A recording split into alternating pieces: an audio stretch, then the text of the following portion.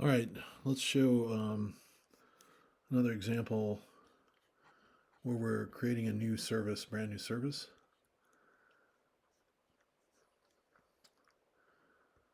So we'll go into our example project here.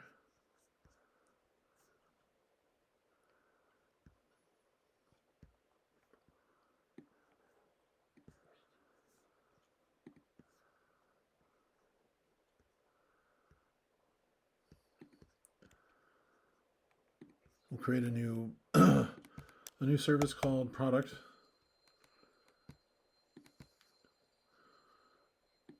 and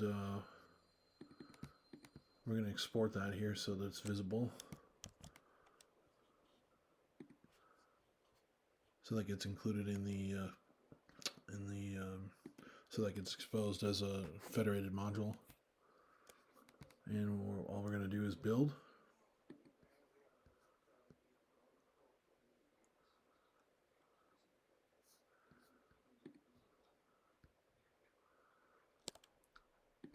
And then we're going to commit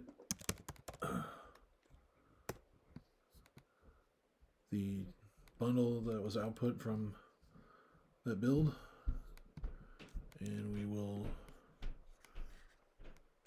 push it to the remote.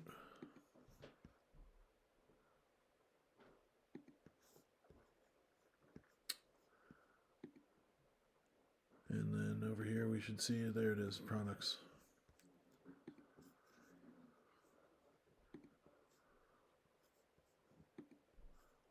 So there's something wrong with the it requires us to define an input.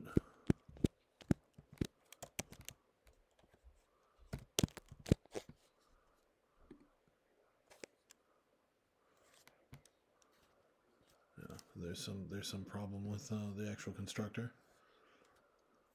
So we can show fixing that actually.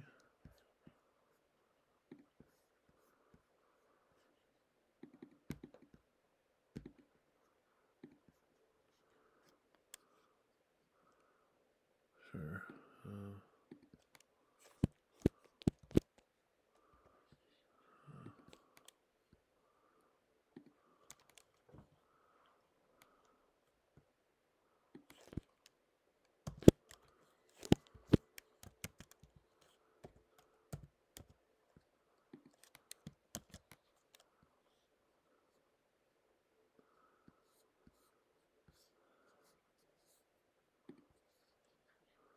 Build.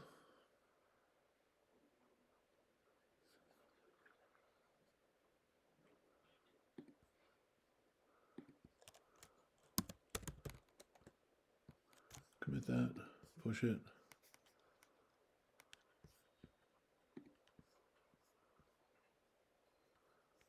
And there we go. Now it's fixed.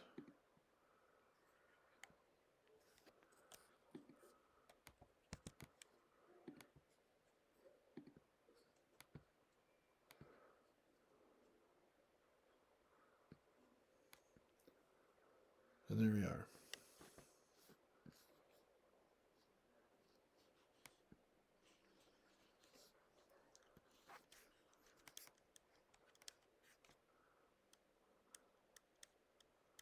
And we can get rid of that just as easily. Let's say we decide we're not ready.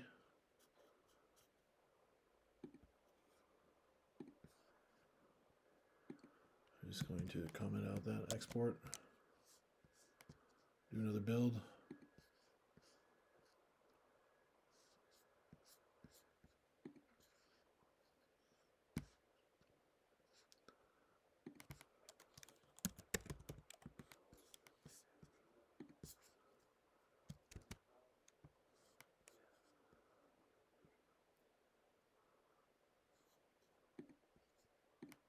And it's gone.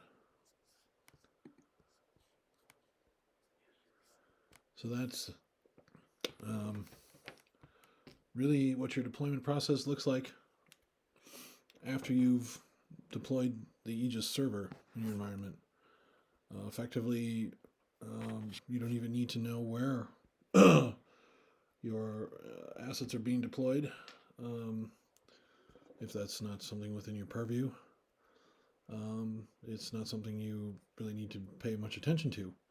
That'll be handled by a CI/CD. I suspect though a lot of folks are owning their services end to end in true DevOps fashion.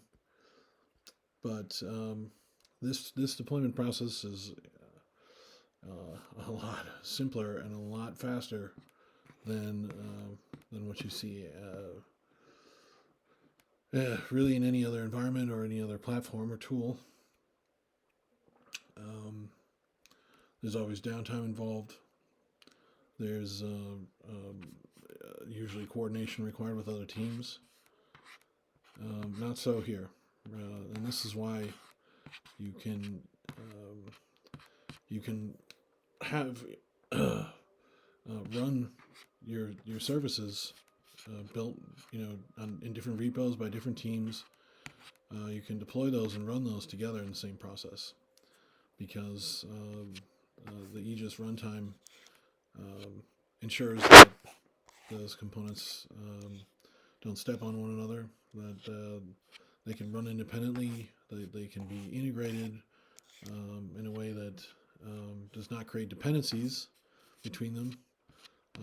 You have as much dependency, they have as much dependency on one another as they do running remotely, essentially. And so this allows us to build a monolith or a composite application with none of the typical drawbacks that you see with monoliths, where we do have to coordinate deployment, and we although scaling really isn't a problem, I don't see, some people say it's easier with microservices. Well, perhaps I don't see why scaling a monolith is any more difficult, but you can stand up Aegis instances and just deploy your own component to them, right? And then you have scaling like you would in microservices that way, individually scaling. If there were some reason to do that. Moreover, if you need to deploy closer to where your customers are, for example, to an edge network, but you still need to have a central instance of your component, you can easily do that through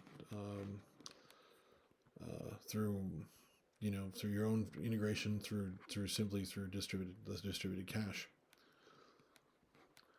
All right.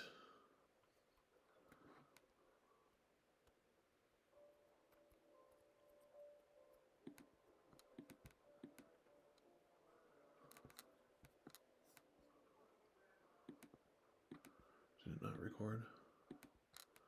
It didn't record, did it?